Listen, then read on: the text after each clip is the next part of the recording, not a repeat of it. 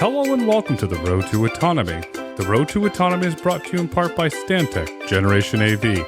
Stantec Generation AV combines some of the most experienced AV experts in the industry with the resources of a global engineering firm. Stantec Generation AV provides education, consulting, assessment, and guidance to any industry interested in autonomous vehicles. Learn more at stantec.com. Hello and welcome to the Road to Autonomy. I'm your host, Grayson Brulte. On today's episode, we're absolutely honored to welcome Jeff Farrah, Executive Director, Autonomous Vehicle Industry Association. Jeff, welcome to the podcast. Grayson, thanks for having me on. I'm excited to have you on. Now is the perfect time. You have a background in venture capital. You have a clear understanding of economics. We have a potential recession downturn on the horizon. And yet at the same time, the autonomous vehicle industry is commercializing. It's scaling. It's generating revenue. Autonomous vehicles are real and they're generating revenue. Jeff, how do you see the autonomous vehicle industry navigating this uncertainty over the next 12 months? They said maybe recession late 23, maybe 24, but we've got this stubborn thing called inflation. The Fed's trying to do it. They're going to have to boost interest rates. So where's the industry going to go? Grayson, there's an expression in the venture capital world that some of the very best companies are built in down markets. And you look at some of these companies that came out of the Great Recession that are thriving now. And I have a very strong sense we're going to see something very similar where the companies that are able to thrive in this environment, that are able to make it through, they're able to keep on their product roadmap, that are ultimately able to commercialize and bring the many, many benefits of autonomy to American consumers. Those are the companies that are going to lead the way. And so this is something where certainly within the AVIA membership, there are companies that are looking out at the broader macroeconomic environment that's there. And it's no doubt about it, it's a tough one, but this is something that I think a lot of these companies, they've got a great sense of where it is that they are going. A lot of them have been very judicious in terms of really managing their cash situation. I think in some other situations, you've got companies that are attached to larger companies that are very dedicated to this space. And the final thing I'll say is that I think one of the really outstanding things that the AV industry has going for it is really our diversity. You think about it, we've got large companies doing this. We've got medium-sized companies. We've got small, innovative companies. It's all over the map. You've got companies in the private markets. You've got companies in the public markets. And this is something where we need all of this to be successful. We need it all to be successful. Two recent startups that are now no longer startups, they're very large publicly traded companies. One is Uber. And the other one that started during the downturn of 2008 was Airbnb. And I want to point out, you want to talk about cash management. Do they start focusing on revenue, getting agile, say, okay, we got a downturn, we've got to hoard cash and accelerate revenue? Does that start to come, do you think? I certainly think that companies that are in a posture where they can start to commercialize, it feels like every week, especially in something like the AV trucking space, where you do see companies that are inking these commercial partnerships. And I think that where companies are able to do that, they are very likely to do that. And certainly there will be some pressure in the public and in the private markets to ultimately get to a lot of those revenue gains. But I think in other situations, you have patient capital at work where people have well understood that this is a long-term enterprise, that we are talking about fundamentally changing the way that people and goods move around our country. And this is something where there are long-term designs in making sure that this comes to fruition. That means investing money over the short and medium term for ultimately having a lot of these long-term gains. And so I think that different companies are bound to do this in different ways, but the beauty of it is that ultimately you have people rowing in the same direction, which is a world in which we have L4 and L5 vehicles deployed across the United States, bringing supply chain easement, bringing safety benefits, bringing mobility benefits. There's a lot of benefits to the technology. Now, I'm going to stay on the economics here. I'm going to put my board seat hat on. I'm sitting on a board. I'm in a very large global OEM. I have a healthy balance sheet. My sales are going well. My free cash flow is booming. We start to see a potential downturn in valuations. Do we see a big corporate company go in and swoop up one of these autonomous trucking or vehicle companies, bring them in, give them the resources they need, make them stronger, so when we do come out of potential downturn, they're able to hit the acceleration button? I don't know whether or not that is the case or not, but I think the reality is that one thing that is apparent is that whether or not you're a technology company, you're an OEM, you're a supplier, all these companies are seeing autonomy as the future. So they're all looking for opportunities ultimately to succeed in this. Different companies, depending on their posture, whether it's from a cash posture or what their strategic roadmap looks like, they're all looking for ways to participate in this because it's become obvious that autonomy is no longer a science experiment. This is something that is here. the technology works. We have deployments that are going on in the robotaxi space, in the trucking space, in the shuttle space, and so on and so forth. I think there's a tremendous amount of excitement kind of up and down the economy to ultimately have a piece of this. And so that's something where, again, we need to have a diverse set of actors that are all rowing in the same direction. The good news is we've got it. We need to also obviously make sure that policymakers are paying attention to this space because this is an important aspect of the work that Avia does. You're doing important work. There's important milestones that are happening in the industry I want to highlight. Aurora recently announced, quote unquote, their future complete. They're going to start operating next year between Dallas to Houston, fully driverless, no driver in the car. Waymo and Cruise are in a race to expand across the country. Cruise expanded to Austin. Waymo recently announced that they're going to Austin as well. Perhaps the next city is Atlanta, or I got my fingers crossed, hopefully, for Miami. So they're having a sprint across the country. It's like the Alex Roy Cannonball, but they're doing it autonomously city to city. And then you have Motional that's going fully driverless in Vegas. And I want to highlight the Motional thing, which is really cool. Super Bowl in 24 will be in Vegas. The individuals to and from the Super Bowl will be going in a fully driverless autonomous vehicle. With all these major milestones happening, are we just at the beginning of ushering in the autonomous era? I really think we are. And I think this is something where you're going to see this in different kind of pockets. I think for a lot of folks that I talk to, and I would include policymakers in this, they're not necessarily attuned to kind of a lot of these deployments are going on because they are going on in certain pockets of the country. But increasingly, Americans are going to be seeing L4 deployments that are taking place. That's really going to have a significant uptick in the collective public consciousness that Americans are going to have around autonomous vehicles. That's a good thing and also something that our industry has to work on because people are bound to have questions. They are bound to want to understand a lot of the impacts of these AVs. We obviously have an amazing story to tell in terms of the job creation benefits, in terms of the safety benefits, but we need to kind of get out there and get in front of it and make sure that we are explaining what it is that our industry is offering and why it is that this should be embraced. And so I'm really excited about where things are going. We're trying to make sure we're highlighting all these deployments, making sure that local governments, state governments, the federal government seat holders understand what it is that's going on in their backyard, making sure that the various constituencies that are going to be benefiting from these deployments are understanding what the opportunities are.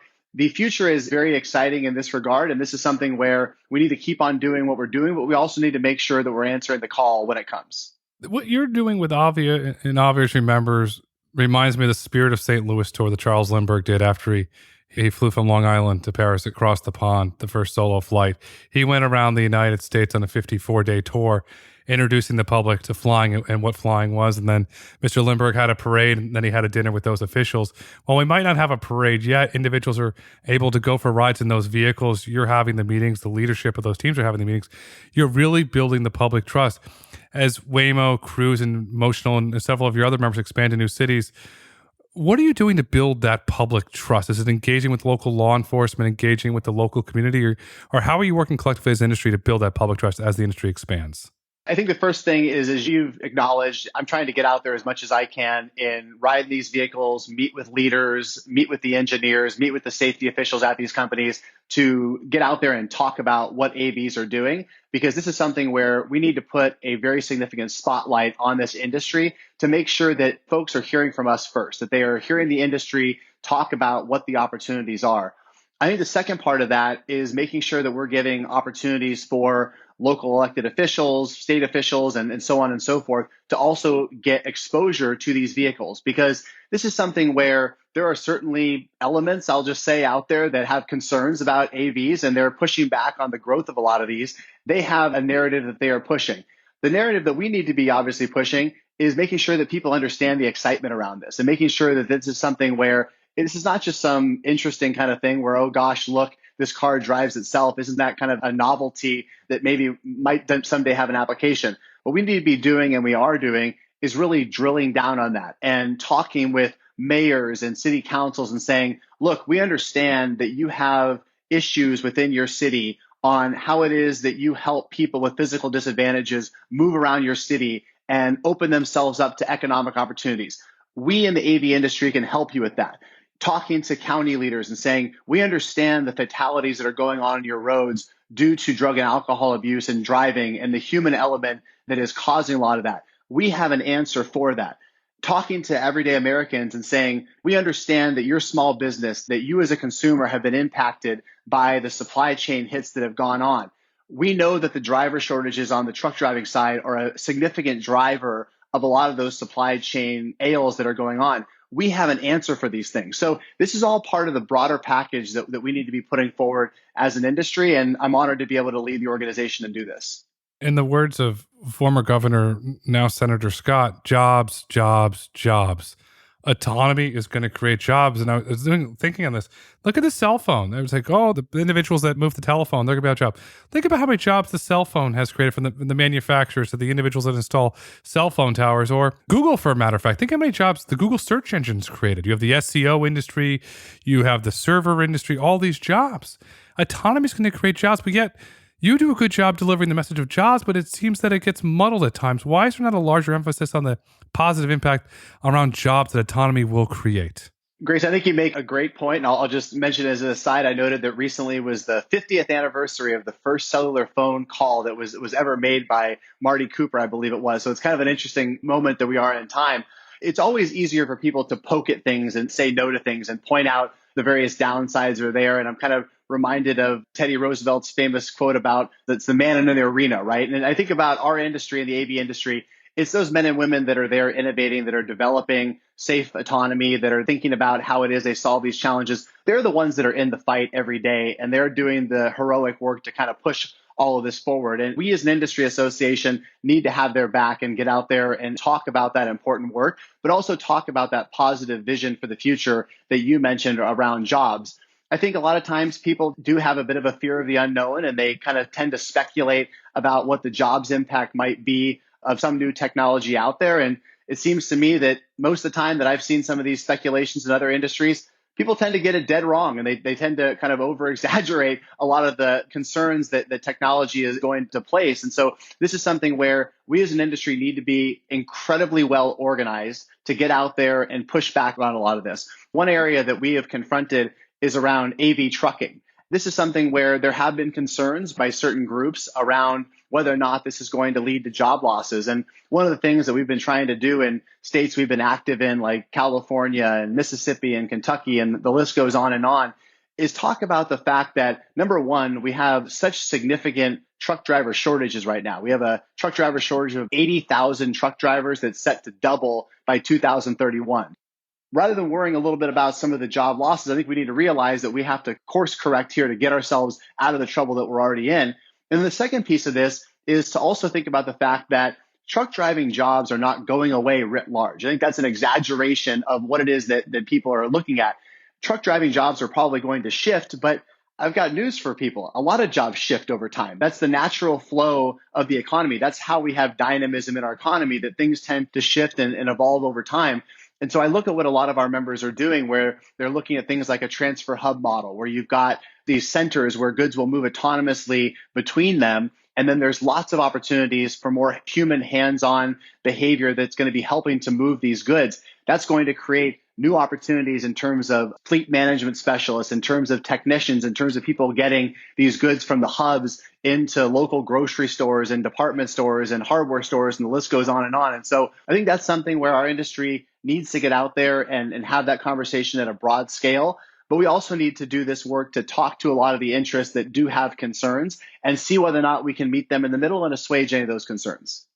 I'll give you two recent from history. In the early days, remember this? The cell phone was a big bag in your car.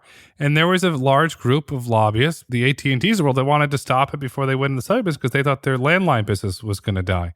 And I'll bring you something which is more common, and I would probably say 1 in 3, 1 in 4 households has Netflix. All the studios lined together to stop Netflix, to stop streaming. The movie theaters tried to stop it. But could you imagine a world today without streaming video, without Netflix?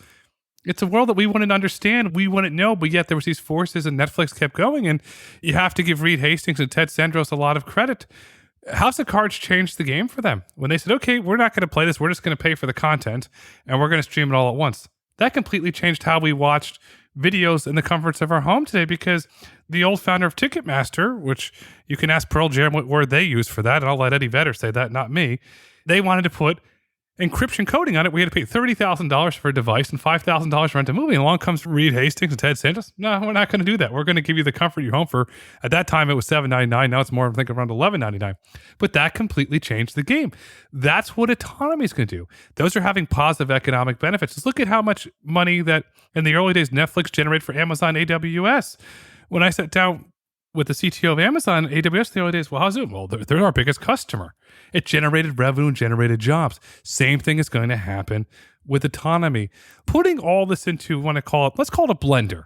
What do you see as the big, large economic impact that autonomy is going to have? Because as you highlighted, and then I highlighted with video and cell phones, it's going to have a vast, very positive economic impact. It absolutely will. And I hate to be too much in the prediction business, but I can see a future, probably decades away at this point, where people will look back and think to themselves, my gosh, it was absolutely crazy that we used to rely upon humans to be moving people and goods in the way that we used to. Number one, it was way too dangerous. And thank goodness we moved away from that because we're saving tens of thousands of lives every year. Number two, it was very limiting to people who did not have the same physical advantages as some of the rest of us did. And number three, it's going to put a lot of these supply chain challenges in the rearview mirror, pun intended, for us. And so that's the future we're trying to get to. The problem is that there are always vested interests in the status quo that want to see things stick around exactly as they are right now. That is the goal of ours, is to make sure that we're helping to shape the future. But we need to do that by having conversations with lawmakers and policymakers to make sure they're understanding what this vision is and make sure that they're thinking ahead and not just thinking of what's right in front of them every single day.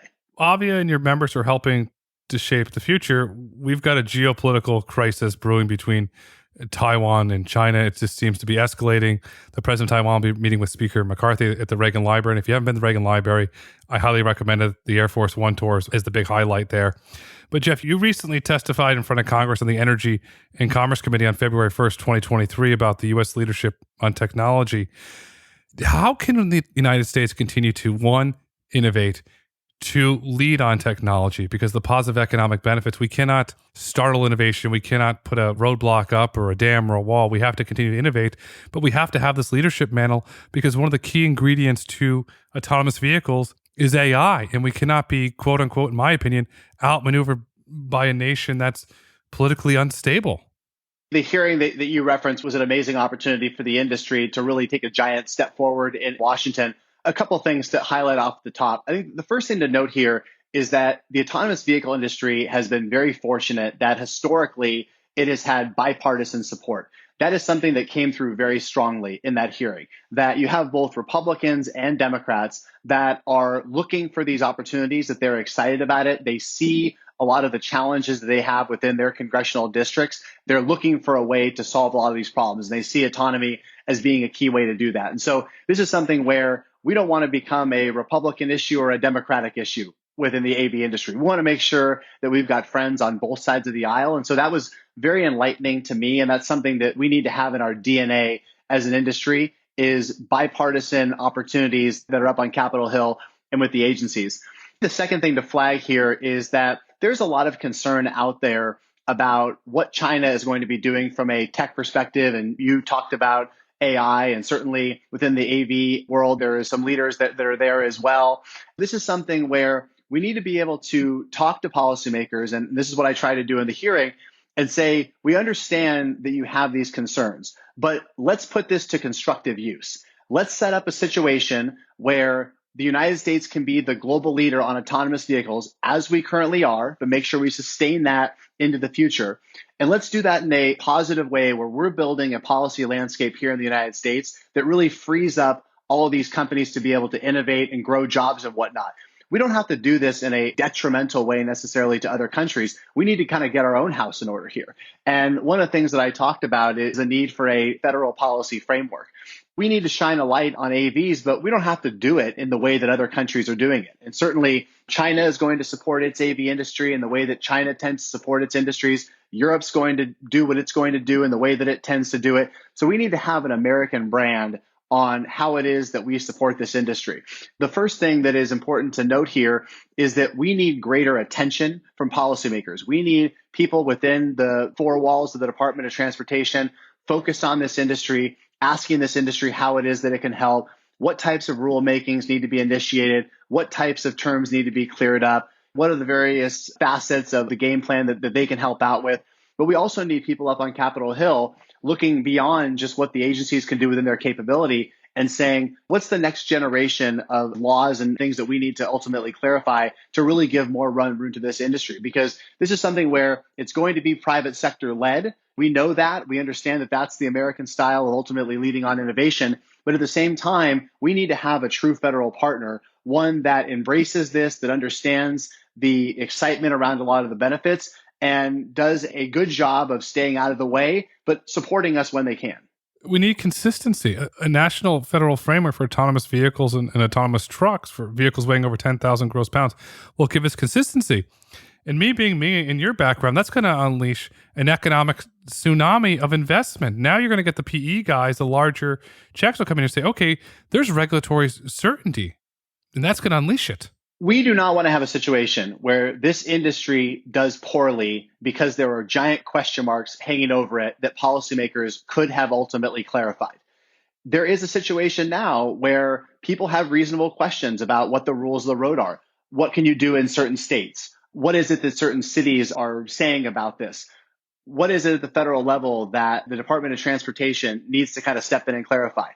These are things that these companies are still out there doing a great job each and every day, but certainly they can be helped along if they had true federal partners. And so I think this is something where politicians love to say that they love these inventive companies. They want to make sure that it is thriving in the United States, but there's a real responsibility there for them to do the thing that only they can do, which is to ultimately set policy. And so that's what AVIA is around for. That's why it is that our work is so important. And it's why it is that we need all the members of the industry to be joining AVIA and ultimately participating in a lot of the policymaking functions that we lead. We need a thriving industry. We need politicians at the federal level that are willing to roll their sleeves up, because we're starting to see some twists and turns on a windy road, if you want to use that term, on the state. I want to read to you from California AB Bill 316, which currently states the following. Would prohibit the operation of an autonomous vehicle with a gross vehicle weight of 10,000 pounds or more on public roads for testing purposes, transporting goods, or transporting passengers without a human safety operator physically present in the vehicle time of operation. The way that AB 316 is currently written, it's going to derail jobs. It's going to derail the commercial deployment of autonomous trucks. It's going to kill jobs, and it's going to have a negative impact on the state's economy. And California being the world's fifth largest economy, it's not very diversified. Hollywood, which we referenced earlier with Netflix, they're so dependent on the movie industry. There's a writer's strike coming. That economy is going to come crumbling down there. First thing to go in a recession is ancillary services. So buy the Netflix subscriptions. Okay, so you have that. Then you have the city of San Francisco. It's been decimated by the layoffs in tech, the collapse of Silicon Valley Bank, the rising interest rate environment. And then you have the Inland Empire, which is 27,000 square mile area. It does $500 billion in goods annually go through that area. They're starting to experience a recession. But yet here we go in Sacramento, good old Sacramento. Let's kill jobs. Why? Grayson, I'll add one thing which makes it even worse. You have a situation where many of the leading autonomous trucking companies are based in California. Despite that, the state in many circles tends to be taking a posture of, no thanks, we're not interested. Please go elsewhere. It's truly remarkable. I mean, you do have a Dr. Jekyll, Mr. Hyde situation in many of the states. And certainly I've been in many state legislatures testifying and advocating for bills and whatnot. You have some states, whether it's in Mississippi or in Texas, where they couldn't be more excited about this. They rolled out the red carpet. They understand that this is the wave of the future. They want to just get one piece of this if they could, because they need the jobs. They want to make sure that they're dealing with things from a supply chain challenge. But in some circles in California, they're taking the direct opposite approach. And it's really sad and it's really disappointing. So the bill you mentioned, AB 316, this is part of a broader wave of what we call driver-in bills that have been going on across the country. What's interesting is that there's been 8 or so of these bills that have been introduced in state legislatures. These bills have failed in various state legislatures, which is great news because I think that politicians have seen them for what they are, which is a jobs killer, as you say, and it's certainly something that would thwart the autonomy that we're trying to bring to the forefront. In California, though, this bill has gotten a fair amount of attention. I was last month in Sacramento to testify against the bill in the Assembly's Transportation Committee. I'll be heading there again in April to do the same thing in a different committee.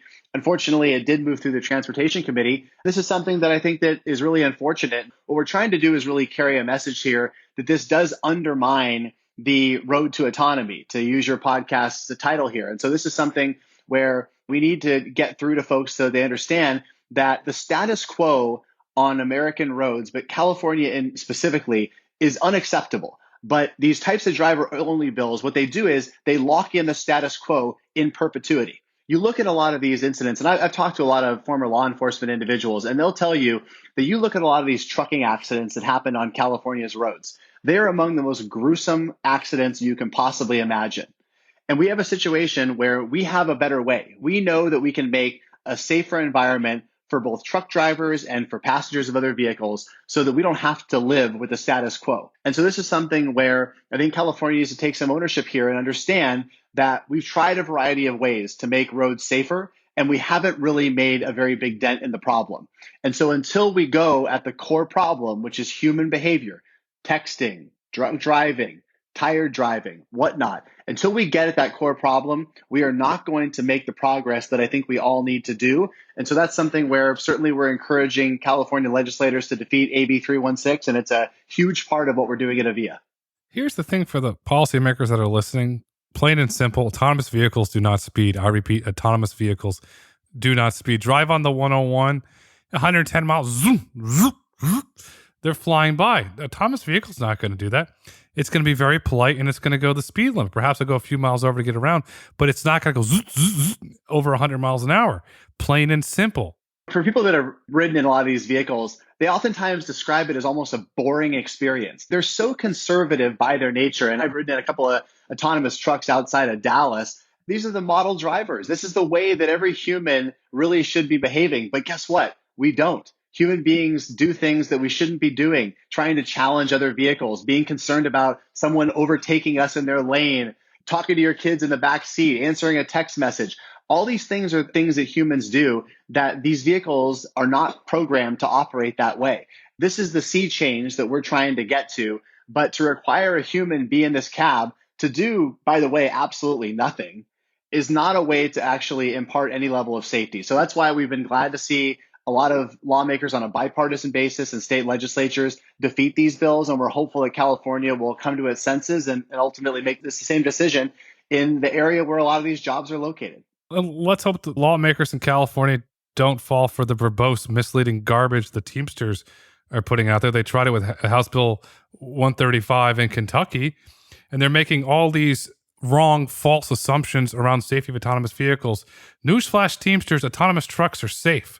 Does this come down to messaging? Some of their messaging is verbose, over the top, and frankly, it's misleading and inappropriate, but yet they still do it.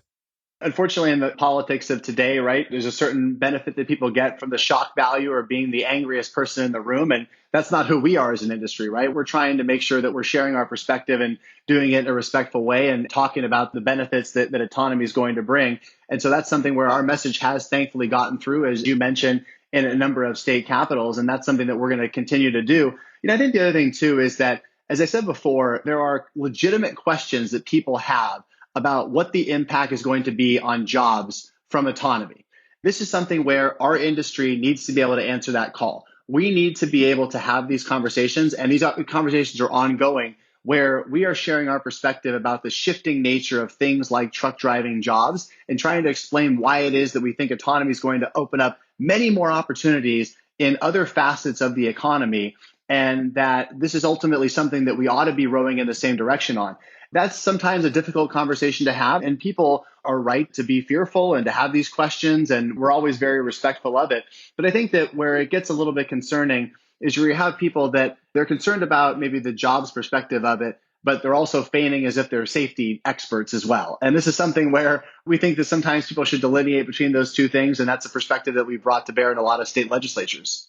I keep going back in history, but this is really important to point out. When the transatlantic flights first started with TWA, okay, so then they had to stop in Northern Ireland to refuel because they couldn't make it all the way across the pond without refueling. Well, the innovators in Northern Ireland created the duty-free industry. And then when Boeing and Airbus created aircraft that could go further and they were able to go directly to Heathrow or directly to Charles de Gaulle in Paris, that ceased. So what do the innovators in Ireland do? They don't sit there and complain and put out verbose press releases to go to the pub and rant and rave. They innovated. They said, well, we're just going to take the duty free and we're going to scale it to Heathrow. We're going to charge Charles de Gaulle. We're going to bring it around the world. And now that's a booming multi-billion-dollar business because they innovated. They understood technology creates jobs and creates opportunities.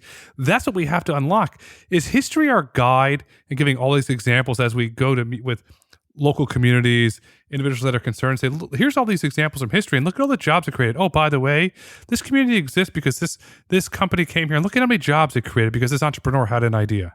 I think history is a very strong guide here, but I think that we also need to be very mindful of the politics of now.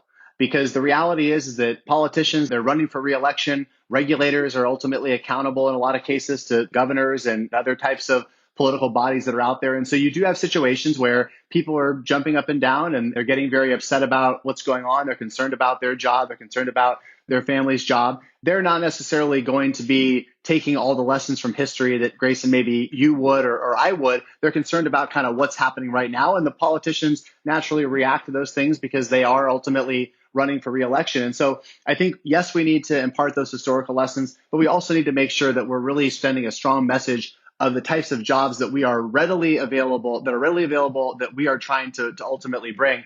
I'll just mention also that I think the airline industry is a great example here, right? Because if you kind of think about the way in which we all move around the world here, it's probably not dissimilar from what it is ultimately we're going to see with autonomous vehicles that are moving in interstate commerce. Because if you think about it, the situation, you probably don't fly from Manhattan directly into downtown Los Angeles. You fly from LaGuardia or JFK on the outskirts of the city into LAX, which is on the outskirts of Los Angeles. And so in those situations, you're kind of going in this hub-to-hub model. We've therefore created these things called airports, and they're not dissimilar from the terminals that autonomous vehicles are going to create. Think about all the economic activity and the tax revenue and the jobs that airports are creating. These are whole authorities now that have very diverse business models, and they're bringing in a lot to local economies. And so that's when I think about what it is that autonomous movement of goods in interstate commerce is going to bring to the economy. I'm thinking of things like that, where you've got these giant transfer hubs that are kind of a beehive of economic activity that's going on. And we need to make sure we're really conveying a lot of our excitement there and making it very clear that that's the type of thing that we're trying to bring. But policymakers can stand in the way of this. They can spell the end of this if they're not careful. Being careful, you have to always look at the future into what's best for your constituents. You can't get stuck in the past because then you're going to fail. And I want to stay on the airports with you. Think about this. You get on a commercial plane, the pre-flight inspection, the pilot goes around. Well, the autonomous trucks, your members, there's going to be an individual who's going to do a pre-launch inspection. And then when it comes back to the hub, they're going to do a post-launch inspection. There's going to be an individual who's going to take the cargo off there. It's going to do the routing. There's all these ancillary jobs that are going to be created. But the most important thing that I think with the message, that individual that might today, because they can't get another job, they don't necessarily like it, that has to drive overnight and can't see their family, they're going to be able to make double the revenue that they currently make, and they're going to be able to go to church on Sunday and go to their kids' little league game. And then for the individuals that like the long haul trucks, they're going to be able to do that, and then their kids are going to be able to do that. There's room for both. This is not stop one, start another, but for that individual that can do that and work in the hub and then go home and go to the little league game and go to church on Sunday, that's a huge win. And think about that from an economic standpoint. So they went from making, say, $80,000 to $160,000 a year, and you multiply that across 10, 20, 30 individuals in that community, the economic impact, perhaps a new hamburger restaurant opens, and that creates 5 new jobs because all the money that's there. This is an economic dream in the making. It absolutely is. And this is something where my belief is that autonomous trucking is going to improve the lives of truck drivers because of all the reasons you just said in terms of keeping them in their communities and not having to do a lot of the negative aspects of the jobs. So this is something where we as an industry need to be focused on explaining that and making sure that we're respectful, that we're talking about this in a way that ultimately shows a lot of the win-win situation that will come out of this. And so it's a tricky situation because people, as I said, do tend to have a lot of questions, and it's really incumbent upon us to make sure we're answering those. We are a very respectful industry. We're an industry that cares. And Kodiak, one of your members, recently hosted me in Dallas and for a ride. And I was talking to Jordan and Dan, I said, this is really great. How did you build it? I said, we learned from professional drivers. Professional drivers had to have a big say on how we build the stack and how we develop it. Those are jobs as let's call them truck driver advisors. Those are high paying jobs developing stuff. That's another job, but they're learning from professional truck drivers because as an industry, we care about the truck driving profession. And certainly, this is something where we want to make sure that there's a situation where we're not losing a lot of these lives needlessly, right? And we do have a situation now where people are having to take a lot of these jobs that are prone to driving long hours, that are prone to people getting bored and ultimately having situations where they end up being in crashes because of that. They're away from their families, as you mentioned. And so this is something where we need to ultimately step in and do this in a different way. This will open up, again, a lot of unanticipated economic activity, as you mentioned. This is one of the great things about the autonomous vehicle industry is the amount of dynamism it is going to inject into our economy. We can be on this podcast and try and think of all of the unrelated economic benefits that are going to pop up, and we're never even going to scratch the surface because we are going to be in a situation where autonomy is going to be injected into so many different facets of how it is that people and goods move that ultimately the benefits are going to be unimaginable. Because think about the way the internet has been. I think that Bill Gates recently had an opportunity to ride an autonomous vehicle in London, and he was talking about the fact that he thinks that autonomy is going to do the same thing to transportation that the personal computer did to how it is we work. Think about that. You have the person that is most responsible for transforming the PC market looking at autonomy and saying that it's going to have the same level of impact on transportation. That's something where, again, I think 20 or 30 years from now, we're going to look back and we're going to think, gosh, why did we ever do this? We're going to look at it the same way that we did before you had the ability to email or to talk on Zoom. We sort of look back and think, how inefficient were we in the 1950s, 60s, and 70s in our business lives when you had to sit there and at your desk all the time and waiting for the phone to ring and no ability to be able to communicate with people via your computer? The markets move faster, people move faster, we have more economic activities, and this is leading to better lives for Americans. And ultimately, autonomy is going to do the exact same thing, in my view. And at some point, the industry is going to have its Windows moment. We're going to get there at some point. You want Microsoft at your back. You want Mr. Gates making all these positive things. And the best thing about Mr. Gates' video, he said, where would you like the vehicle to? And he said to the vehicle, fish and chips, please. And then he was able to go get fish and chips. And that was one of the great highlights of it. Because if you got a new leaf or something, or you're hungry, well, perhaps you can take the autonomous vehicle to take it to your favorite restaurant. And the most important part is you can have a glass of wine or a bottle, a matter of fact, and you don't have to worry about how you're getting home because you're getting home safe because the vehicle's not drinking. We talked quite a bit about policy headwinds a little bit, but there's also been some big major, I repeat, major policy wins. We had the really great, wonderful leadership of Governor Tate Reeves in Mississippi, who signed HB Bill 1003, welcoming autonomous vehicles to the great state of Mississippi. But the most important part of Governor Reeves' decision, Arizona to Florida, fully connected from a policy perspective to run fully autonomous. That is a very big moment in the history of autonomous trucking. And you, sir, played a very big part of that. Well, thank you. Our industry was super excited to partner with folks in Mississippi, and we had amazing sponsors in the Senate and the House, and certainly appreciated the governor's show of support there by signing the bill. This is something where the interstate commerce piece of this is significant because ultimately, as you well know, Grayson, our members are out there trying to ink these commercial partnerships, talking to logistics companies and shipping companies and manufacturers and farmers and ranchers about how it is they can think differently about moving their goods. And if we have this patchwork quilt where people can't ultimately be moving through major interstates in the United States, then we're not going to get off the ground floor of this industry. And so our job at Avia is to make sure that we are opening up the widest berth possible for our members to be able to come forward and do what they do best, which is to develop AVs, create economic opportunities, create more safety opportunities. And so, as you say, we now have this situation now where you've got a kind of a road to travel throughout the Southwest and Southeastern United States. There are other states, obviously, that we want to add as well. And so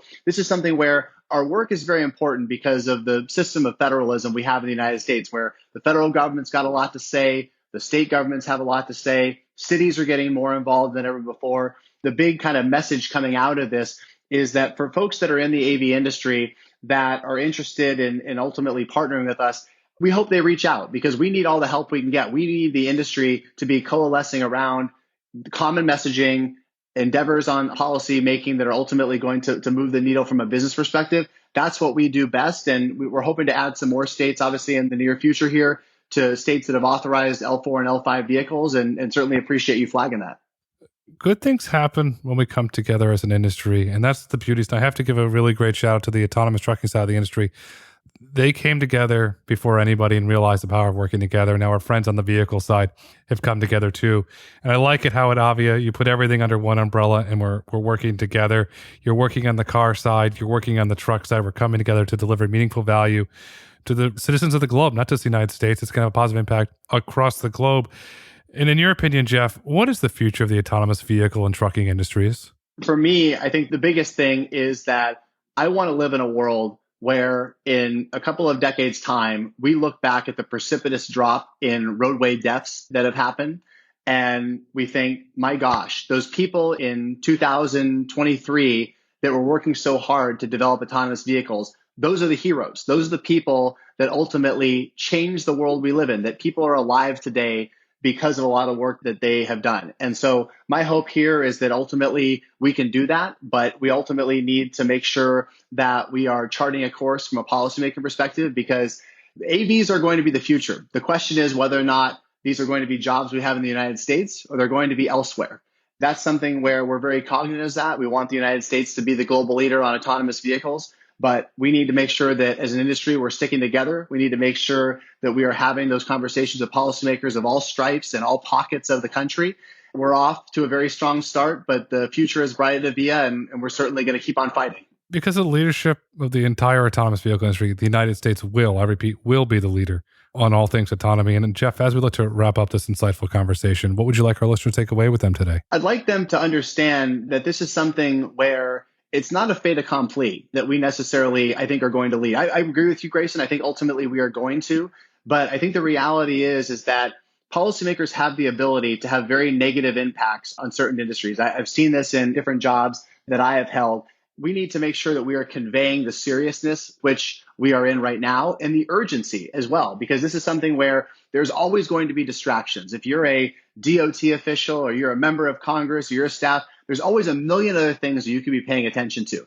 The question that we have is, how is it we get them to stop, take a moment, listen to what it is that we are going to offer, and answer how it is they are going to help? That is ultimately what is going on right now. Action that we are taking today in 2023 is going to have huge ramifications for business opportunities in 2, 3, 5, 10 years down the line. And so this is something where I encourage people to be active, to vocalize a lot of their views, to reach out to us, to join in the fight, because we need all the help. To the policymakers listening, as Jeff said, help, because autonomous vehicles will change the world. Autonomous vehicles will create jobs, and autonomous vehicles will have a positive economic impact. The future is bright, the future is autonomous, and the future is autonomy. Jeff, thanks so much for coming on the Road to Autonomy. Thanks so much for having me. Thank you for listening to the Road to Autonomy podcast. If you've enjoyed listening, please rate, review, and subscribe on your favorite podcast platform. Want to get in touch? Follow us on Twitter at Road to Autonomy or email podcast@brulteco.com. The Road to Autonomy is produced by Brulte & Company. The views and opinions expressed on the Road to Autonomy podcast do not necessarily reflect the views and opinions of Brulte & Company. The content discussed on this podcast is for informational purposes only and should not be taken as legal, tax, investment, or business advice.